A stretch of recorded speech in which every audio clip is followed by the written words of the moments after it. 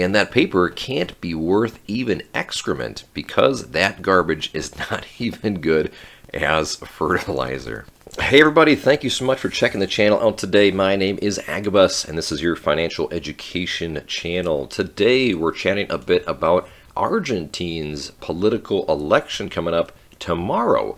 This will be interesting both for Argentina as well as the broader macro landscape because of the current leader, the current front-run Javier Milei's ideas around libertarianism and around the currency. Hey everybody, thank you so much for checking the channel out. Again, my name is Agabus. Today we're going to take a look at why Argentina chose a pro-Bitcoin candidate. We spoke to Latin American Bitcoin expert Mauricio about Javier's win. This is back from August of 31 of 2023. Javier Milei, the Argentine political candidate known for being pro-Bitcoin and for openly espousing a libertarian outlook, has often been characterized as Argentina's Trump. But we spoke to Latin America and Bitcoin expert Mauricio Di Bartolomeo, who grew up in the region and co-founded the crypto lender Lendin. As a part of the article, TheStreet.com interviews Di Bartolomeo. The article says, Bitcoin's a key campaign promise pledged by Milei. How do you see Milei's pro-Bitcoin at play? Di Bartolomeo says Milei is very clear about the fact that he wants to basically fix the Argentinian central bank and dollarize the Argentinian economy.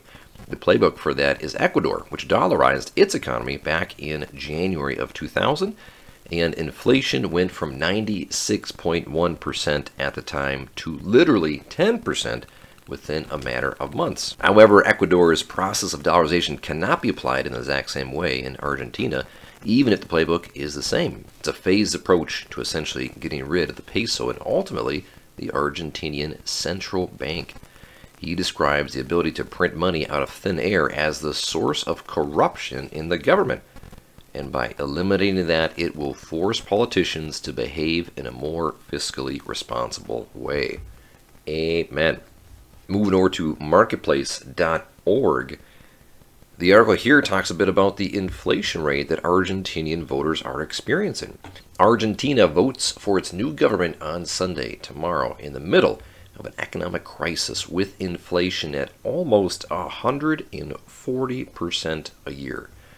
One of the presidential candidates, Javier Milei, is promising to dollarize the economy and get rid of the local currency, the peso, altogether. The article interviews Juarez, who is a manufacturer specializing in painting equipment, and he says that it is difficult to provide the goods and services to export outside of the country because other people ask for payments in dollars. Some of his suppliers tell me, I'll sell it to you, but please transfer dollars to me instead of the peso. The party is also struggling to buy foreign parts as he cannot easily get a hold of the dollars that he needs, which are at a controlled exchange rate regulated by the government. The party says that he's lost foreign purchase orders because he couldn't export the goods because he was missing some components that come from abroad. To fix the problem, as mentioned earlier, the Libertarian presidential candidate Javier said that he will dollarize the economy, close down the central bank, and that printing money has fueled inflation and corruption again, with inflation at 140% a year.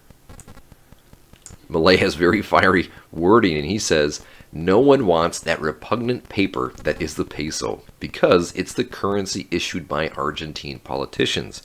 And that paper can't be worth even excrement because that garbage is not even good as fertilizer. At the political rally, supporters of Javier cheer him on and hold out a 3-foot wide fake $100 bill with his face on it, where Benjamin Franklin's face should be. And now a little bit about Argentina's presidential election. Voters will have to pick from 5 candidates in October's first round vote. So the vote tomorrow is going to be potentially the first round because candidate must receive 45% of the vote to win in the first round, or 40% with a 10% advantage over the runner-up. Otherwise, the top 2 candidates from tomorrow's election will face each other in November 19 as a runoff, and voting is obligatory for all voters except those 16 to 18 years old. Can you imagine that? If voting was a requirement, it was law that you had to vote in an election? Interesting. Currently, some of the polls come out will show Milei or Massa in the lead, or they are tied at the moment.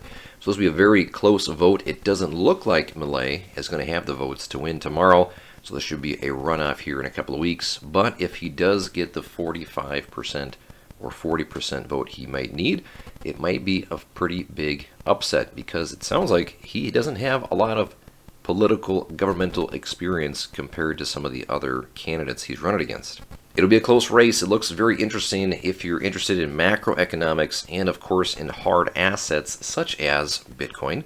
This presidential election could be a pretty big shift from central banks and government spending into a more fiscal responsible government budget.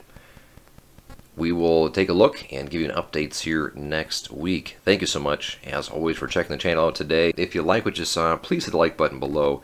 Subscribe if you want to see more content. And as always, stay informed, stay inquisitive, and stay subscribed for more. We will see you on Monday.